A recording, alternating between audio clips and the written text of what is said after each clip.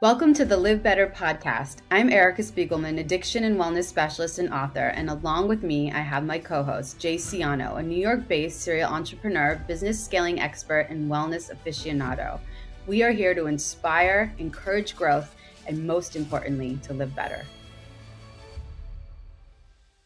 Today, we welcome on Jeff Brown. He's a former criminal lawyer and psychotherapist. Jeff is the author of 7 popular books: Soul Shaping, Ascending with Both Feet on the Ground, An Uncommon Bond, and a new one coming out soon called Humanifestations, along with another one that I love called Articulations. Jeff is a humanist. He's somebody that makes us think about what's important in life. And above all, he's a beautiful writer. Welcome to the show, Jeff. Pleasure to be with you. Yes. Delighted. Yeah. We have the formal bio I always have read, and we will tell our audience all the things that you are. But can you just tell us a little bit about how you see yourself? Like what is it that you call yourself? Because you wear so many hats, and you offer so much guidance and wisdom and I think tools for people. So tell us a little bit just how you would sum up yourself. Wow.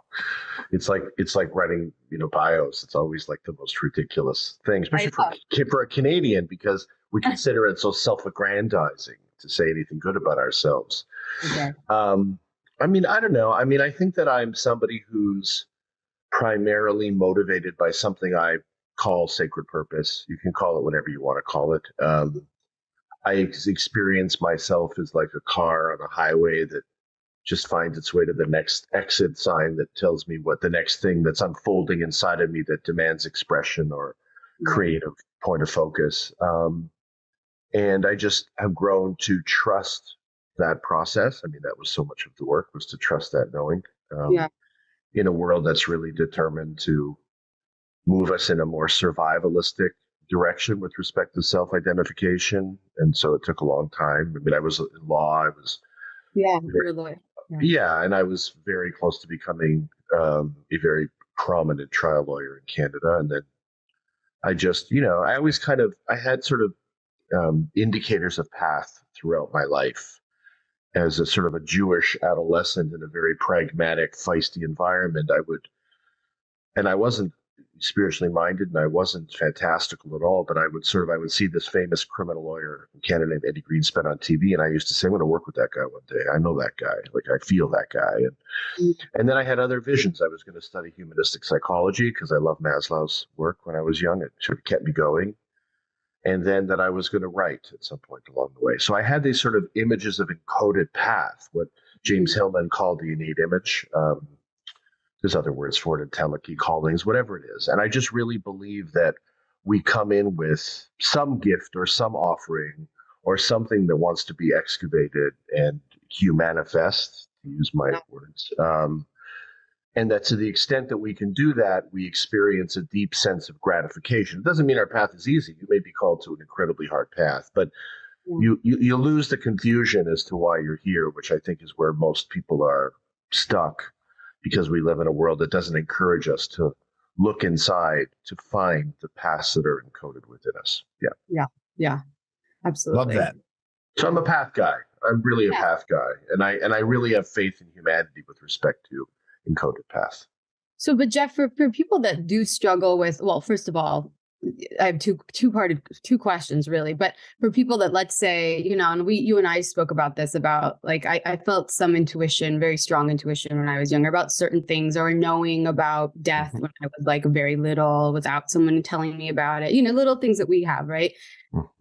If you were raised in a family, and we had our own Mishnagas in our family, right? We had our own stuff going on with our parents and their narratives and the way they were raised and all this. But somebody that has been told you should do this, you have to do this by society, by being confined to their religion, to their sex, to their class, whatever that is, and feels extremely like maybe they're just a people pleaser, or maybe they have low self-esteem. How do we begin to like kind of break free and honor that authentic voice or that authentic path that, we are, I believe, are all called to? How does one do that? Or how do you recommend people get started? Well, it depends where they're starting from. of course, and what you described as somebody who's starting at a place of not knowing at all who they really are or why they're here, because they've been conditioned to believe all kinds of things. And I mean, I think since I believe most of humanity in terms of sacred purpose right now is really starting to unpack the awareness of our traumatic holdings, our unresolved emotional material that we've had to survivalistically put away in order to look forward and keep going and all those things. I think that the first thing to do, if you can do it, is to engage in some kind of psychotherapeutic, ideally somatic psychotherapeutic process so that you can excavate the material, come into contact with what's bunking you up, what's in the way, what's blocking your access to your clarity. Yeah. Because I think clearing emotional debris opens up space inside for who we really are to reveal itself. But I also think our capacity to hold the space for that material matures us in our capacity to hold the space for the finding of our real path in this world. I think there are a lot of benefits to doing that work. And they also have to create what I call solitude, just solitude. Like, you have to develop the ability, especially if you grew up in a shtetl of characters with no boundaries, which so many of us did with any kind of ethnic background. Yeah. To be able to create a separate space for yourself to get to know who really lives within you. And we're up against it. I mean, so much of my work at the time was focused on understanding the way in which familial conditioning was interfering with my development of a more authentic consciousness. But now I'm understanding systemically how the power broker world is set up really to overwhelm, overstimulate us, exhaust us, keep us so distracted from who we really are that there's no experience of sovereignty. So now I am starting to understand it more in a sociological sense, what's going on here, that those power brokers are not our friends. And so there's a lot of unpacking to do. Yeah. And there's also a lot of exploring to do. I wrote Soul Shaping, my first book, about my journey and talked about adventuring, and so some part of it is the internal work, the clarifying work, the releasing work, but part of it is going out and trying things on for size, different ways of being, even things that feel like the opposite of you, in order to get information from your experience as to why you're here. I was lucky, for some odd, crazy reason that I will never understand. I was getting feedback from my experience at an early age as to what was living within me and my path and directionality. A lot of people don't have that for all kinds of reasons. So they have to really prioritize their fight for their right to the light, because if they don't, nobody's going to do it for them. That's Love it. Fight for the right to the light. Yeah. You said so much, and I'm trying to unpack all of it, and a few things came to mind. One thing that I've been kind of toying with recently is I think most people are looking to find themselves. And in my experience, I feel like I've created myself in a way. Right. And, I'm always envisioning where I think I should go in the future. And, similar to what you've described, but I look at it a little differently, but you really shed light on, my journey for myself.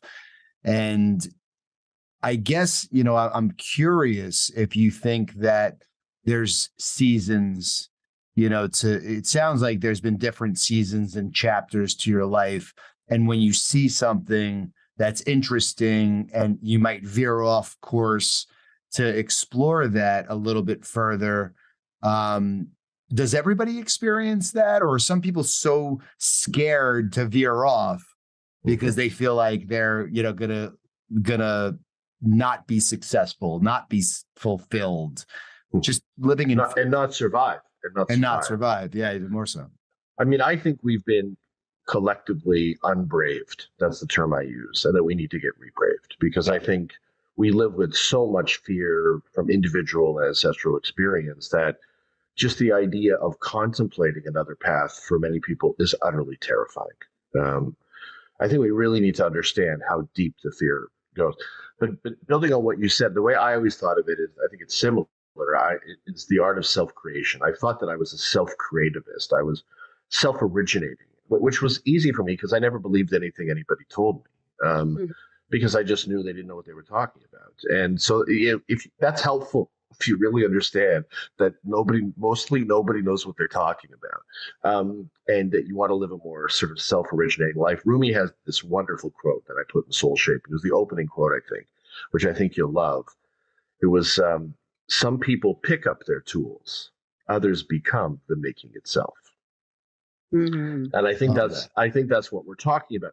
But of course, getting somebody to the point where they're ready to embrace a self-originating path is, again, back to Erica's original question, which is how. I mean, it's fine to have an insight into a way of being that might serve you, but how do we get there in a world that seems to be organized around keeping us generic and keeping us hemmed into a particular survivalistic function where we have just enough energy to be a good little consumer, but not so much energy that we become sovereign. Right? It's the game. That's the game right there. I believe that's the game right there. But in terms of, do I think that everybody gets indicators, like say intuitively, if we talk about intuition, I think that, depends on how connected they are to their intuitive knowing. But I think everybody hears things that say, listen, don't walk in that direction. Don't make that choice. Don't stay in that particular relationship. Don't open that door.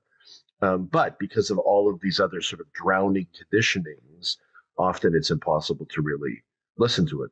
I listened to it. I really believed when I saw Eddie Greenspan on television that I was going to work with the guy. And I just wasn't fantastical. It was not my nature. And then I worked with the guy. So then you sort of get evidence from your experience that you're not so crazy. Yeah. Yeah. I'm glad you answered that question, because that was my next question. Did you? No, I'm going to tell you something even crazier. Okay. One day, because that was sort of always my thing. I'm going to go and be a lawyer. I'm going to be a criminal lawyer. I'm going to be the next Eddie, and I'm going to be with Eddie. And Eddie and I did the giant murder trial. It was like a whole crazy thing. I'm just writing a book about me and Eddie because it was just so crazy. But one day I was in this place called Collingwood, Ontario, which is a place that, unless you're a skier, and Eddie Greenspan absolutely could barely even lift his own bags, was not skiing. But he was in courtrooms all over Canada because they were Ontario, because he was very famous.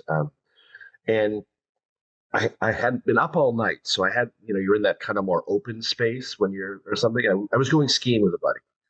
And we were outside of this plaza. And I had this thought. I'm good at Eddie Greenspan came into my consciousness. I'm going to see Eddie Greenspan. And, it wasn't like I was affixed to it. It was just a passing thought. So then I walk into this Verstinkene mall, and who's on the fucking payphone where he spent his life before there were cell phones, but Eddie fucking Greenspan. So I said, okay, so this is some kind of evidence that maybe there is a relationship between what we know to be true for ourselves directionally and something I started to call in my more spiritually bypass phase, the Universal Broadcasting System, the UBS. We're having a constant conversation that's going on here. I'm not so sure I fully believe in that. Maybe I've become a little cynical about it. But, I think you do get, if only the feeling when you walk in a direction, you feel peace with path. You're getting, even on that level, information. You're no longer confused. You're no longer berating yourself. You're no longer envying somebody else's path, because you feel good walking that path. And your body says, I call them truth chills. You get that feeling of this is true, as opposed to truth aches, when it's like your body saying, this is false. You're living a false path. And so, I mean, I think we're primed to tell ourselves when we're moving in the right direction and when we're not. Absolutely. I just want to bring to a little bit of awareness, and that if people in the audience are dealing with things that are really getting in the way of their truth, their honoring themselves, like, let's say, drug and alcohol use, or any kind of disordered thinking, or something that is really getting in the way of their joy, of their happiness, of their purpose, of their clarity, because Jeff, the world I work in, and Jay too, he recently has, chose a healthier path and is more clear and understands how much that has, affected the way we see ourselves in the world, and, all of that. So I think, I just was in Las Vegas last week for a conference, and looking in the casino of these people downing drinks, gambling, being at 9 a.m. No, at 7 a.m. I went down to breakfast at 7 a.m. and there are people there still going, and watching the big horse races. And it was just this moment of like, wow, like, how can you be clear with this distraction going on? And more people than not, I truly think, have some kind of distraction. I mean, maybe not to that degree, but there's a continuum of it, right? And so if people are listening to this and saying, well, like, that's hard for me to ever believe that I can do that, or, I just want us to speak to them of you can get the debris out of the way. There is help, there is hope, there is a way through there, right? Because just of how detrimental these habits are to us in terms of us honoring our past and living our fullest life and optimizing our life, like Jay and I say, Yeah. Well, it is important to say deal with addiction and gambling and shopping and eating and whatever it is. I think you have to really, it's complicated. If you've never gotten any evidence that there can be a better way to live, you're riding on faith. And I'm not talking about faith in Jesus. I'm talking about faith in yourself.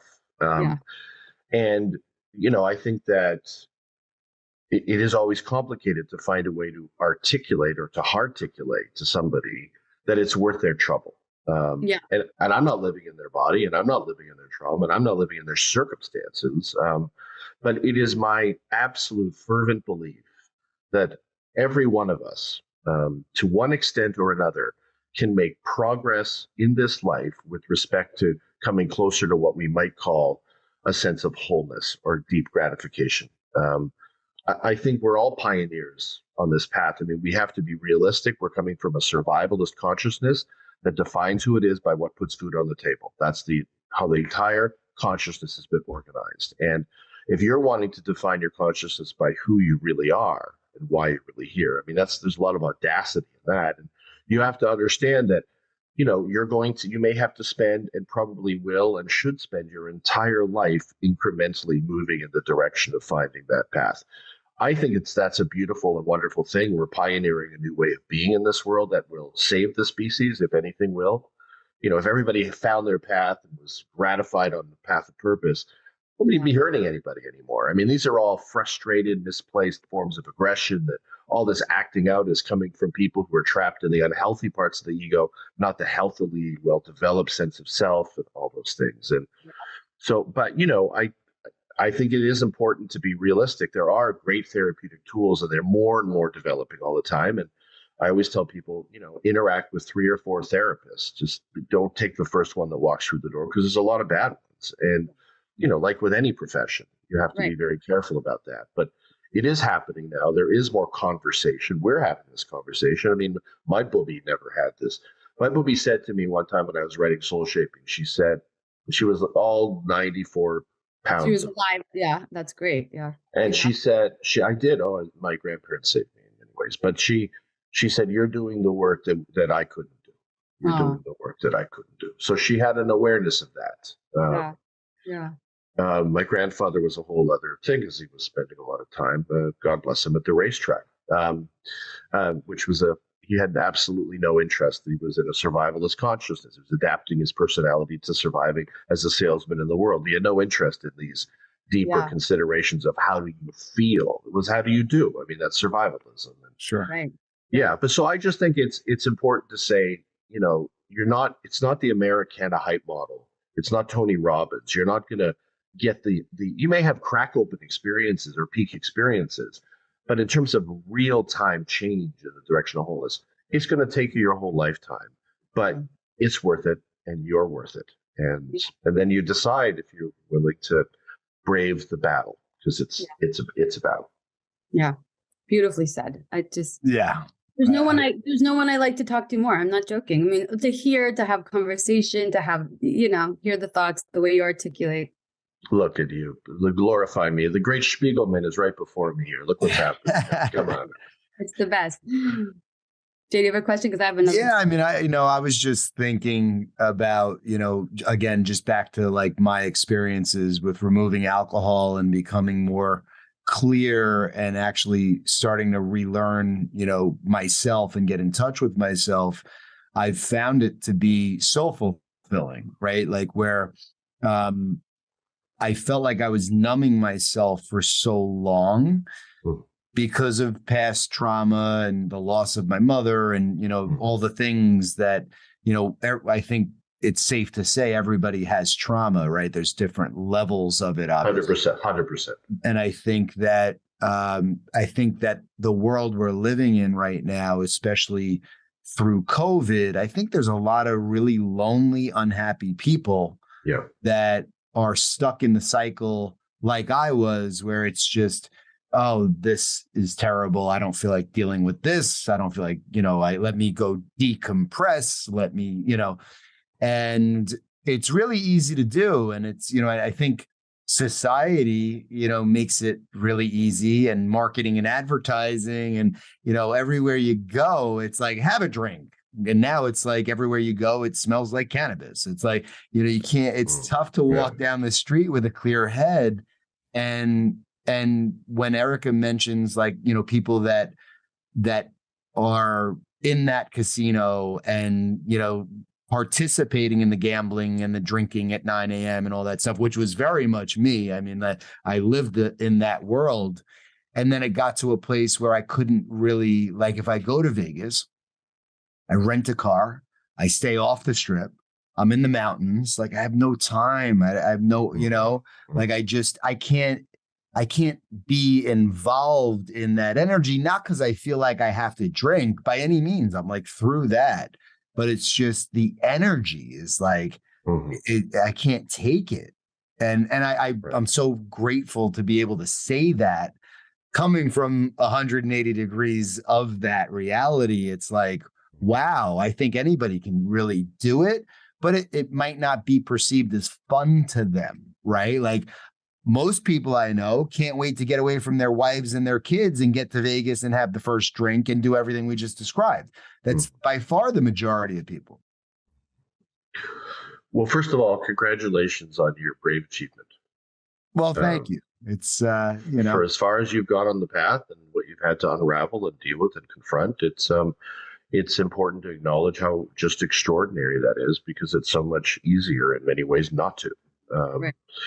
And I think beautiful. And it is beautiful. You just got to stick around with it for a while. Like I think what helped me a lot is I had an ability to kind of get in sort of a bubble. So I had my kind of new agey music, which just let me know there was a softer way of being than my intensely activated Shtetl home.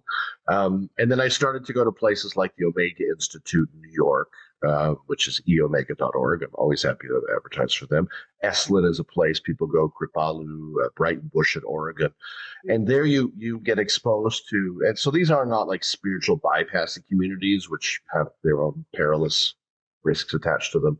These are more grounded, properly held spaces where, and I'm sure, Erica, you've probably been to at least one of these places. I know Esalen well, growing up in San Francisco, and you go to these places and you have everybody there is sort of eager to sort of unpack the nonsense and find their way to a truer, more authentic way of being. And if the space is held properly, which it usually is, because they use pretty good practitioners, you then get exposed to another way of being. And then you have something to compare your moment-to-moment habitual experience to. You start expanding your habitual range of emotion in the direction of a more authentic, self-connected way of being. And then you get supported in that, and maybe you make a few friends who are doing that, and then it starts slowly moving in the direction of your living that. So normalizing that other people exist like this. You don't feel so alone. I mean, I remember when I changed my life, I felt very alone. When someone could relate to me, that was like, I mean, I could cry about it, thinking about it. When I felt finally like someone saw me for the first time, or that I could relate to somebody, it's such a relief when you're in a dark place. It's such a beautiful thing. And I just wanted to ask Jeff too, you wear many hats. Jay wears many hats. I wear many hats. It's just thinking about this morning. And a lot of the hats I wear is filled with deep purpose. And then there's also the reality that I have bills, I have a family, I have things I want to do with my life, which does require money, and finances need to be part of the equation, right? And so I'm just curious, for in your life, and you wear many hats, and obviously you too have a roof over your head. How do we come to terms with, pushing our lives in the directions of being financially successful, and also being, I know you're going to possibly say, if we have our purpose, and maybe the money will come, but I'm just saying, okay. I may not say that actually. Okay, fine. So how do we negotiate that, is my question to you, from somebody that has maybe had these thoughts around this.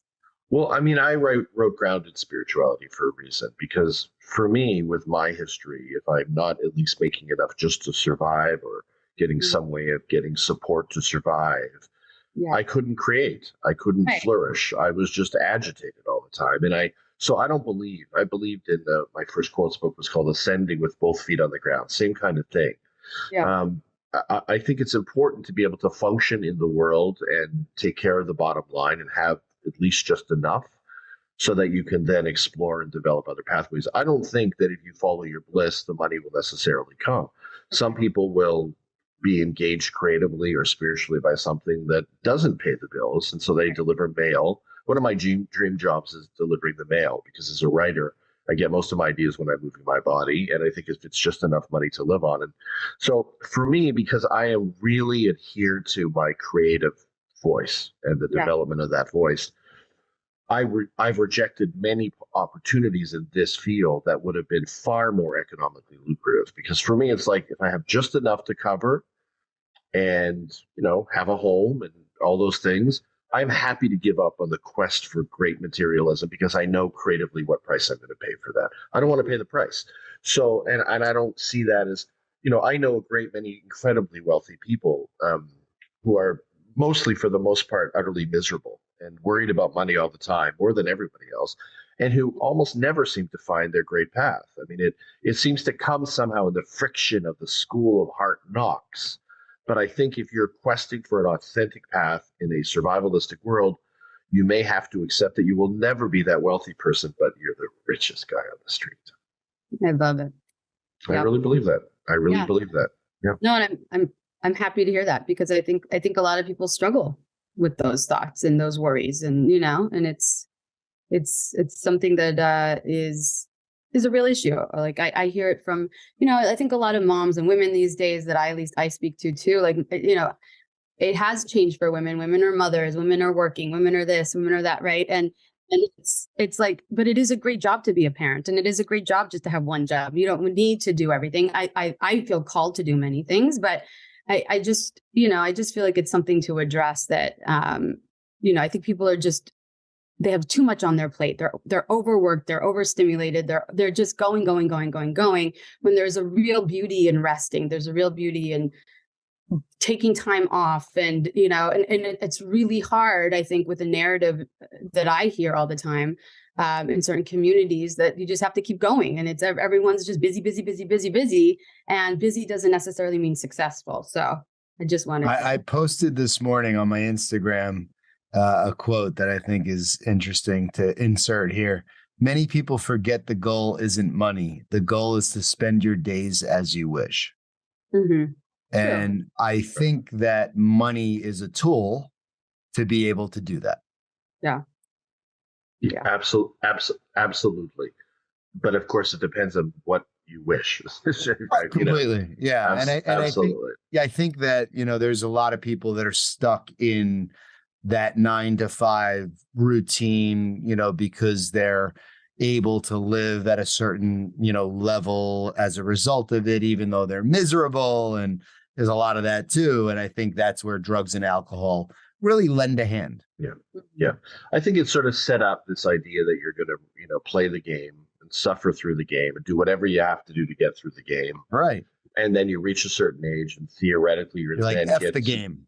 Then you're going to fuck the game and you get to do what you really want. The problem is there ain't a lot left of them by the time that happens. Yeah. They often have no idea what they want to do or who they really are. Or so, I mean, listen, we're living in a landscape that benefits, the power broking system benefits from us not really knowing who we are. And being persistently concerned about money. So we constantly engage in the marketplace, make more money so we have more money to be consumers. This is the whole setup is like this. This is why it's a trap. Of course it is. It's a horrifying. We've all fallen in it. At least Jay and I have. Yeah, for sure. Everybody, almost everybody's fallen in it. It's a really, really powerful game. This game. Yeah. And until we figure out a way to build our economies around true path, where people are making their livings from doing what they love, not just that which puts food on the table.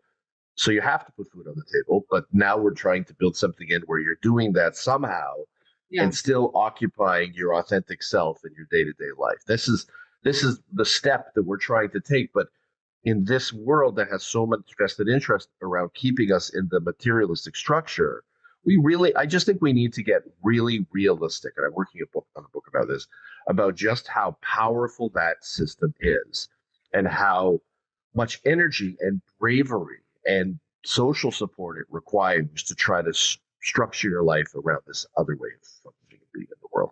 It's an extraordinarily hard thing to do. I had a lot of energy, so I could do it. If you don't have a lot of energy, it becomes a lot more complicated to try to do it. We need to elect you as an official somewhere and get you, passing law. I mean, you know what I'm saying? But it's free sushi for all. Continue. Socialism. That's my only platform. Jay, you good with that? I'm very good with that. You got to bring those glasses, though. I know. Anyway, I won't get into socialism and the fact that, mailmen get paid the same as a teacher, as the same as a doctor in, certain Nordic countries, but it exists to some degree, some places, a little bit. There's a little bit more. Some would argue it's happening in Canada, and I believe that something far worse is trying to take root in Canada. The whole World Economic Forum Great Reset economy is trying to get established here. I don't believe that's going to serve us. I understand that we want everybody to at least be able to survive, and so I would say progressive conservatism might work with that rather than old style extreme right-wing stuff. But I think that the more you move towards a globalistic or communistic or extremely socialistic world, you move away from individuation. There's nothing they want less than freedom of expression and individuation. And I don't think you're going to gratify humanity if they're not individuating and finding their own unique true path in this world. I just don't think that works. Yeah. I'm curious about your thoughts around the concept of manifestation. Right. So my new book is called Humanifestations. So that should be the answer to your question. But I mean, what a segue. I was going to ask you the next question about humanifestation. I owe you $5 for the way you said that. Well, I mean, I'm not a law of attraction kind of guy. I'm just a hard worker. So I believe that I could humanifest what I wanted to humanifest if I worked for it. I don't ask the universe. I don't really trust that the universe is going to do me any favors. I'm going to do them for myself. And yeah, that there were times when I did feel like there was an interplay, like when I made a determined effort to try to bring something into being in the world, that things started to happen and come in my direction. But sometimes bad things started to pay attention to me. I mean, synchronicity is not a hard thing to figure out. It's just whether it's a good or bad thing is the hard thing to figure out. I mean, so I just, because I believe in self-originating, I just rely primarily on my own two hands. And so I believe humans are extraordinarily capable of creating brilliant realities far removed from where they came from if they're willing to work for it. And that's as much as I understand about. Yeah, I was curious using the well, you described it, I think, very similarly to how I feel. And because I think that no matter what it is that you want, and if it's going to work with a prominent lawyer, right? And you could say that you want to do that. And if you put the right action behind it, of course it could be your reality, right? Like I think, but without the massive action, I don't believe that you could just sit around waiting for the universe to deliver. No. Yeah. I know a lot of trustafarians, trust fundian people who, just sit around, because they're fucking lazy and do drugs all day long and ask the universe for all kinds of things and nothing happens because they don't want to work for it. I get into arguments with them all the time. Just fucking go to work. Like, it's like too complicated. Tell us about Humanifestations quick. Just tell us like a bit about what this offering is about. Well, this is my 8th book, my 5th quotes book. So I write these little quotes that some people like in the world. Love. I love them. Thank you. My fellow shtetl dweller. So this is my 5th of those books. It's called Humanifestations on Trauma, Truth, and Transformation. And it's, I like it. It's like a brother book to my last one called Hearticulations. Here, I'll just read you a cool little one, which is on page 1. Okay. which is kind of relates to what we're talking about. There are two forms of courage in the world. One demands that we jump into action with our armor on. So that's survivalism. The other demands that we strip ourselves bare naked and surrender. Bravery is a curious thing. And I think it is. Yeah. What's brave sometimes? It's getting fucking vulnerable and figuring out what's coming up inside of you. Yeah, get naked, Erica, exactly. Or it's, armoring up and jumping into the fray and the madness of the world, which, it's like yeah. and I know about, and punching your way through to a better reality. And the art form is this dance between surrender and willfulness. This is the work. It's you stay on the path for longer. You learn when it's time to take action and when it's time to surrender and go in. Yeah. And it's all active. It's still active, but it's a different form of action. Yeah. Outside of your books, where can our community find these quotes that you're referring to? Yeah. So everything. Yeah. Yeah. Yeah. So my main website is jeffbrown.co, because I'm a co-creational kind of guy. I teach, and there's a bunch of audio download courses, abandonment mood, narcissistic mood, writing course, all kinds of stuff there. I'm on Facebook and Instagram, of course, and I'm on Substack now, and I'm just slowly building an Enrealment newsletter there. I have a Enrealment Hour podcast that I do every week or two. And I have a school called Soul Shaping Institute where I teach some courses where I'm more interactive. My Writing Your Way Home course is there. My wife Susan's poetry healing course is there coming up in June. And all kinds of other things in the works.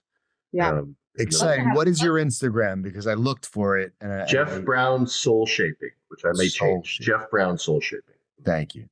Yes. Well, there's a lot of Jeff Browns, but no, there is no Jeff Brown like you. There is no Erica Spiegelman like you. Thank you. Absolutely. Definitely. Absolutely. Not me. We love you. I'm just going to say it, and appreciate you and feel honored you spent the time with us and with our community, sharing some wisdom, sharing some of your thoughts and how you can, articulate the things that I always feel to be true. And it's very, I think it's very rare to find somebody that can express, right, Jay, these things like we heard today. Yeah, I mean, I'm so excited to. I don't know. At least I've always felt, I've felt them, and yet never heard somebody articulate them so well. So that's it. That's all. Thank you. Yeah, thank you. I feel the same way, and I can completely understand why you speak so highly of Jeff. So. Yeah. Thank you, Christina. Thank you, Erica. And thank you, Jay. We could all just have an amazing sushi dinner in New York one day. Anytime. That's way easier for me, and I'm in. Yeah, and I'm coming, so that's it. Let's do it. That's the date. All right. Well, thank you, Jeff. Thank you. Thank you, everybody. I feel like we could do this for the next 3 hours.